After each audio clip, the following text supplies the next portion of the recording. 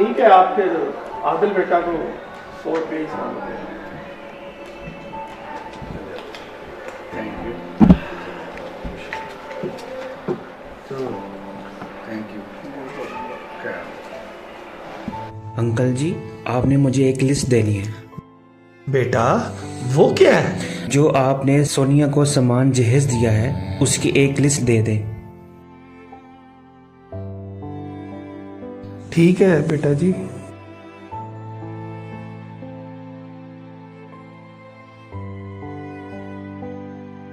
Uncle जी, मैंने आपसे एक चीज मांगी थी। जी बेटा, मुझे याद है।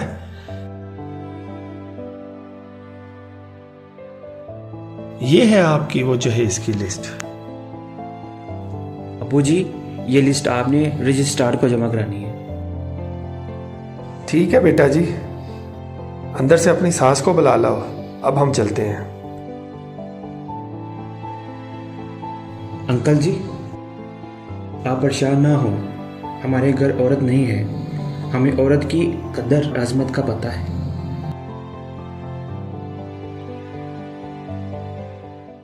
व्यूवर्स, आपने अभी एक शॉर्ट वीडियो मुलाहिजा फरमाई। उस शॉर्ट वीडियो में आपने आदिल का किरदार देखा। आदिल का किरदार बहुत स्ट्रेंज था। आदिल का किरदार उसके इल्म के मुताबिक, पाकिस्तानी कवानीन के मुताबिक था। आदिल वो किरदार था जिसको प्रॉपर ना शरीयत का पता था और ना मुल्की कानून का पता था, फिर भी वो अपने इल्म के मुताबिक कानून पे चलने वाला लड़का था। और आदिल जैसा किरदार आपको पाकिस्तान में नहीं मिलेगा। व्यूवर्स, अब देखते हैं कि पाकिस्तान में जहेज के हवाले से और ब्राइडल गिफ्ट्स के हवाले से कोई कानून मौजूद है या नहीं। जी हाँ व्यूवर्स, पाकिस्तान में डॉरी और ब्राइडल्स के हवाले से एक कानून मौजूद है जिसका नाम है dowry and bridal gifts restriction act 1976। इस लॉ के मैं की पॉइंट्स आपके साथ शेयर करता हूँ। व्यूवर्स, ये एक वफाकी कानून है जिसके टोटल 10 सेक्शन हैं। सबसे पहले मैं आपको बताता हूँ कि डाउरी क्या है, जहेज क्या है। डाउरी या जहेज ऐसी प्रॉपर्टी जो वालिदैन की तरफ से अपनी बेटी को दी जाती है, चाहे वो मूवेबल हो, इमूवेबल हो, डायरेक्ट दी जाए या इनडायरेक्ट दी जाए, शादी से पहले दी जाए, शादी पर दी जाए या शादी के बाद दी जाए, लेकिन इसमें वरासत शामिल नहीं है। अदर देन वरासत वो तमाम प्रॉपर्टी जहेज या डाउरी कहलाती है। व्यूवर, दूसरे नंबर पे ब्राइडल गिफ्ट्स शामिल हैं। ब्राइडल गिफ्ट्स उस प्रॉपर्टी को कहते हैं जो दूल्हा या दूल्हे के वालिदैन की तरफ से दुल्हन को दिए जाते हैं। ब्राइडल गिफ्ट्स और प्रेजेंट्स, व्यूवर्स, ऐसी प्रॉपर्टी जो ब्राइडल गिफ्ट्स और डॉरी ना हो और जो फ्रीकैन एक दूसरे को दें या एक दूसरे के रिश्तेदारों को दें, वो प्रेजेंट कहलाता है। लेकिन इसमें न्योंदरा या सलामी शामिल नहीं है। व्यूवर्स, सेक्शन 3 रिस्ट्रिक्शन आयद करता है डाउरी पे, प्रेजेंट पे और ब्राइडल गिफ्ट्स पे। वो कहता है कि कोई भी वालिद अपनी बेटी को सामान जहेज या गिफ्ट्स 5000 मालियत से ज़्यादा नहीं दे सकता। ये सेक्शन ये भी कहता है कि जो ब्राइडल गिफ्ट्स हैं और जो दूल्हे को गिफ्ट दिए जाते हैं वो भी 5000 मालियत से ज़्यादा नहीं होने चाहिए। व्यूवर्स, इस पे सेक्शन 3 एक रिस्ट्रिक्शन और आयद करता है प्रोवाइजो में। ये कहता है कि ब्राइडल गिफ्ट्स, डॉरी और प्रेजेंट निकाह के 6 महीने पहले और निकाह के अगर रुखसती लेट हुई है तो रुखसती के 1 महीने बाद ये चीज़ें नहीं दी जा सकती। सेक्शन 4 रिस्ट्रिक्शन आयद करता है प्रेजेंट पे। सेक्शन 4 कहता है कोई शख्स पार्टी टू मैरिज को 100 रुपये से ज़्यादा मालियत का गिफ्ट नहीं दे सकता। सेक्शन 5 बात करता है वेस्टिंग ऑफ डॉरी। वो कहता है dowry, bridal gifts presents given to the bride, वो सब ब्राइडल की एक्सपेंडिचर ऑन मैरिज। ये सेक्शन बात करता है कि मेहंदी, बारात और वलीमा पर टोटल एक्सपेंसेस जो हैं वो 2500 होंगे। लेकिन व्यूवर्स, बाद में 2016 में एक अमेंडमेंट आई, पंजाब मैरिज फंक्शन एक्ट 2016।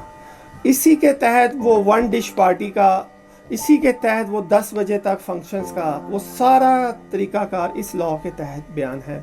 लेकिन मेरा टॉपिक जहेज से रिलेटेड है, इसलिए मैं इसकी मज़ीद वजाहत पे नहीं जा रहा।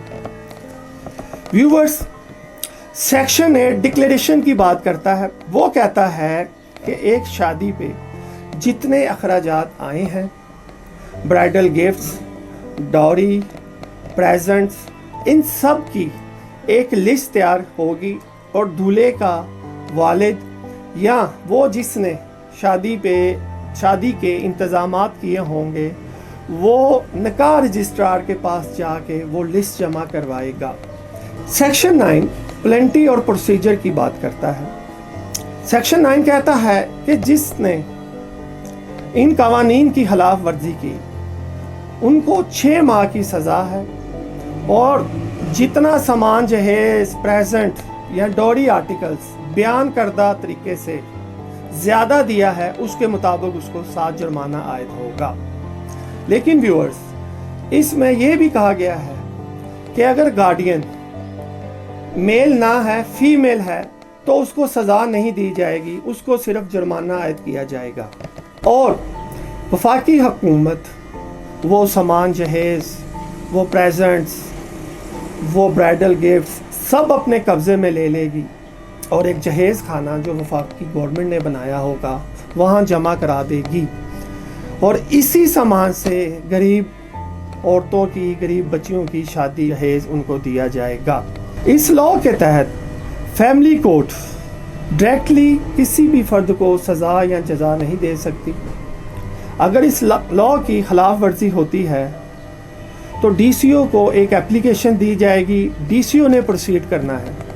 फैमिली कोर्ट डीसीओ की एप्लीकेशन पर लॉ के तहत प्रोसीड कर सकती है। डीसीओ की एप्लीकेशन या डीसीओ की अथॉरिटी, अंडर अथॉरिटी कोई फ़र्द एप्लीकेशन देता है, तब फैमिली जज जो है वो इस लॉ के तहत प्रोसीड कर सकता है, अदरवाइज नहीं। व्यूअर्स, कॉन्स्टिट्यूशनल 18 अमेंडमेंट एक्ट 2010, जिसके तहत matter relating to marriage, divorce, minors, ये सब प्रोविंशियल गवर्नमेंट्स के हवाले कर दिए गए। और हमारी टीम के इंफॉर्मेशंस के मुताबिक पाकिस्तान में जितनी भी सूबाई हुकूमतें हैं, उन्होंने जहेज़ पर आज तक कोई प्रॉपर कानून साजी नहीं की हुई, जबकि जहेज़ आज के ज़माने का एक बहुत ही अहम, एक क्रूशल इशू है। ये जो मैंने कानून आपके सामने बयान किया, ये कानून वक्त के तकाज़ों के मुताबिक नहीं है। इस कानून पर आज के दौर पर बिल्कुल भी अमल नहीं किया जा सकता। ये कानून वक्त के साथ अपनी मौत खुद मर गया। व्यूवर्स, सामान जहेज़ के हवाले से हमारे पाकिस्तान के शहरी क्या मौक़िफ़ रखते हैं? आज के ज़माने में अगर कोई वालिद अपनी बेटी की शादी करता है तो उसको सिर्फ सामान जहेज़ ख़रीदने के लिए कितने पैसे दरकार हैं, इस पे अवाम की राय लेते हैं, और इस पे एक राय लेते हैं उन दुकानदार हजरात की कि आज के ज़माने में जहेज़ कितने का मिलता है। अस्सलामुअलैकुम, मेरा नाम वहाज तारिक बर्ड और मैं आपका खुशामदीद करता हूँ हमारे चैनल मिस्टर स्पायर में। आज का हमारा टॉपिक है जहेज़ का, कि एक वालिद को अपनी बेटी के सामान जहेज़ के लिए कितना खर्चा दरकार है। आए हम मार्केट का रैंडम सर्वे करते हैं और आपको रिजल्ट्स के बारे में बताते हैं। आए मेरे साथ। अस्सलाम वालेकुम भाई, क्या हाल है आपका? अल्हम्दुलिल्लाह। आपका नाम? मोहम्मद नबील। अच्छा नबील भाई, मुझे आपके 2 से 3 मिनट दरकार है। मेरा सवाल आपसे ये है कि क्या जहेज़ जायज़ है? ये जायज़ तो नहीं है, लेकिन ये है कि जो अफोर्ड कर सकता है वो जितना यानी कि अपनी बेटी को दे सकता है वो दे, जितना यानी कि है। जब जाके अगले घर जाए उसके बाद ना कोई हो, जितना यानी कि उसको अफोर्ड कर सकते दे। बाकी ये है कि अगर नहीं दे सकता तो फिर वो जरूरी जबरदस्ती कोई नहीं बना कर, जबरदस्ती ना करे कुछ। अच्छा, मेरा दूसरा सवाल ये है कि आज के दौर में इस चीज़ के लिए, एक शादी के लिए कितना खर्चा दरकार है एक वालिद को? तकरीबन 15 से 20 लाख मैक्सिमम लग जाता है। 15 से 20 लाख। चलो, बहुत शुक्रिया। अस्सलाम वालेकुम। वालेकुम अस्सलाम। पहला सवाल ये है कि क्या जहेज जायज़ है? नहीं, जहेज जहाँ तक मेरा इल्म है जायज़ नहीं है। जायज़ नहीं है। और दूसरा सवाल ये है कि आज के दौर में एक वालिद को अपनी बेटी की शादी करने के लिए कितना खर्चा दरकार है? कम से कम भी 20 से 25 लाख, क्योंकि कोरोना से पहले जो था ना 10-12 लाख रुपए में अच्छी शॉपिंग हो जाती थी। अब शॉपिंग डबल से भी ट्रिपल हो गई है। जो सही। पहले मशीन थी 25,000 की, वो 80,000 रुपए की हो गई है। जो पहले एसी था 60-70 हज़ार का, वो 170 का हो गया है। मतलब कि समझ लें डबल से भी ट्रिपल कीमत हो गई है। ट्रिपल हो गई, यानी कि आप कहना चाह रहे हैं कि कितना खर्चा दरकार है? 25 लाख तक। 25 लाख हमें ये चाहिए। सिर्फ जहेज का है, बाकी जो शादी का जो उन्होंने करना है इंतजाम मेहमानात का, अच्छा, वो अलग है। ये सही, जहेज सही, का सही। 25 लाख रुपए का तकरीबन। बहुत शुक्रिया वलीद भाई आपके वक्त का। अस्सलाम वालेकुम। वालेकुम सलाम जी। क्या हाल है प्यारे भाई? अल्हम्दुलिल्लाह जी, बिल्कुल। आपका नाम? मेरा नाम मोहम्मद इकराम। इकराम भाई, मेरे आपसे 2 सवाल हैं। क्या जहेज जायज़ है? सबसे पहले तो ये जहेज है ही गलत है। अच्छा, जो हुजूर की सुन्नत है उस पे हम लोग नहीं चलते। बातें हम बड़ी बड़ी करते हैं लेकिन अमल हमारे पास कोई नहीं है। हुजूर ने अपनी बेटी को क्या दिया था, ये आप ज़रा पीछे जाके देखें। एक चक्की और कूज़ा और याद नमाज, एक मटका पानी का, ये दिए 2-3 चीज़ें। तो आजकल जितने पैसे किसी के पास हैं उतना ही उसने लानत बढ़ाई हुई है। जो गरीब की बेटी है वो उधर ही बैठी रह जाती है, रोते रहते हैं। वो बेचारा भीख मांगता है दुकानों से आके, भाई मेरी बेटी की शादी है, कोई अल्लाह वास्ते दे दो। तो ये शर्म से मर जाना चाहिए हम लोगों को। हम भी बीच में हैं, हमें भी मर जाना चाहिए कि वो गरीब भीख मांग रहा है दुकान दुकान पे जाके। तो ये कितनी गलत चीज़ है कि उसकी बेचारी की बेटी चाहे 40 साल की हो गई हो, 50 की हो गई, वो उधर ही बैठी है। फिर उम्र ज़्यादा जी, इसका रिश्ता नहीं हो सकता। बिल्कुल सही कह रहे हैं। हैं? तो आजकल तो जी अगर ऐसा नॉर्मल भी देखें तो 15-20 लाख रुपया ये मामूली बन गया हुआ है। सही है। फिर शर्त ये होती है जी क्या देंगे। लानत है ऐसे आदमियों के जो पहले ही शर्त तय करते हैं। भाई जिसने अपना जिगर का टुकड़ा निकाल के दे दिया, पीछे क्या रखा है उसने? बिल्कुल सही कह रहे हैं। हैं? अच्छा, अपनी दूसरा इज्जत दे दिया उसने, ये ले जाओ जी जाओ, या इसके साथ अच्छा सलूक करो या बुरा करो। लेकिन ये भी सोचो कि कल तुम्हारी भी बेटी होगी, फिर क्या होएगा? आज तो तुम लेके जा रहे हो बड़े नखरे से, बहुत कुछ बोल रहे हो, जब तुम्हारी होगी तो उसका क्या आलम होगा? उस वक्त हो सकता है तुम्हारे पास पैसा है नहीं है, उसको खाना भी दे सकते हो, नहीं दे सकते, फिर बोलो जी तुम्हारे पास नहीं, जाओ माँ के पास चले जाओ, फिर माँ बाप को फिर तंग करना है। अच्छा इकराम भाई, कितना खर्चा आ जाता है एक शादी पे आपके नजदीक? ये दौर में जो है ना, जो बहुत भी कंजूसी करे ना, 15 से 20 के अंदर हो जाता है आजकल के रिवाज में। आजकल लेकिन मेरे रिवाज में, मेरे ख्याल में अगर 1 लाख भी हो तो शादी हो सकती है। वो जाओ मस्जिद में निकाह पढ़ाओ, चंद आदमियों को बुलाओ, अपने जो खास हैं उनको खाना खिलाओ, बाकी खुदा हाफिज करो। बहुत शुक्रिया इकराम भाई आपका मौक़िफ़। देखें, जैसा कि आपको एक खर्चे की अमाउंट की ब्रैकेट पता लग गई होगी कि ज़्यादातर लोगों का जवाब यही है कि 15 से 20 से 25 लाख ये एक ब्रैकेट है। तो मुझे दे इजाज़त, मैं मिलता हूँ आपसे अगले सर में। सर आपसे एक छोटा सा सवाल है कि आज के ज़माने में अगर कोई गरीब बंदा अपनी बेटी का फर्नीचर आपसे अगर बनवाए तो कम से कम वो कितनी मालियत का बनेगा? सर फर्नीचर में कुछ आइटम्स हैं जिसके अंदर ज़रूरियात चीज़ है, bed dressing, sofa set, divider और सूटिंग अलमारी, ये मुकम्मल चीज़ें होती हैं। ये कम अज़ कम भी अगर बनवाएं तो 3.5 लाख रुपये से कम रेंज में फर्नीचर नहीं कर सकते। ठीक। और इससे अप रेट में जाएँ तो बहुत से अप रेट हैं। कम अज़ कम जो सी रेंज है वो 3 से 3.5 लाख। और मैक्सिमम? मैक्सिमम 8 लाख, 10 लाख, 6 लाख, इस रेंज तक फर्नीचर की जो कॉस्ट है। व्यूवर्स, आपने अवामी सर्वे मुलाहिजा किया। अब उल्मा कराम के फतावा की रोशनी में कुछ की पॉइंट्स आपके साथ शेयर करता हूँ। समान जहेज लड़के वालों के ज़िम्मे होना चाहिए। लड़के वाले समान जहेज लड़की वालों से नहीं मांग सकते, ना ही कोई प्रेजेंट मांग सकते हैं। जहेज दुल्हन के वालिदैन अपनी आज़ाद मर्जी से कर्जा लिए बगैर और नुमाइश किए बगैर अपनी बेटी को दे सकते हैं। शादी पे तोहफा देना जायज़ है, लेकिन कुछ रिस्ट्रिक्शंस के मुताबिक जो फतावा में आपने देखा है। व्यूवर्स, अब सजेशंस इस लॉ की इम्प्रूवमेंट के हवाले से। या तो हुकूमत डाउरी, ब्राइडल गिफ्ट्स और प्रेजेंट्स पर मुकम्मल तौर पर पाबंदी आयद कर दे। नंबर 2, पाकिस्तान में फैमिली केसेस के मुकदमात की तादाद बहुत ज़्यादा है। सच्चे और झूठे केसेस बहुत ज़्यादा होते हैं। हुकूमत को चाहिए जहेज़, डाउरी आर्टिकल्स, प्रेजेंट गिफ्ट्स और मैरिज के एक्सपेंसेस के हवाले से एक मुकम्मल तरीक़ाकार, एक मुकम्मल कानून साजी शरीयत की रोशनी में की जाए। हुकूमत को हर साल नेसेसिटी ऑफ लाइफ एक लिस्ट जारी करनी चाहिए कि शादी के हवाले से कितना सामान जहेज़ जो नेसेसिटी में आता है वो होना चाहिए। गवर्नमेंट एक लिस्ट जारी करे जिसके अंदर सारी फर्नीचर्स की तफसीलात हो, जिसके अंदर कपड़ों की तफसीलात हो, जिसके अंदर इलेक्ट्रॉनिक्स की चीज़ों की तफसीलात हो। एक मुकम्मल सेट होना चाहिए। वालदैन अपनी हैसियत के मुताबिक वो चीज़ें सस्ती या महंगी खरीदें।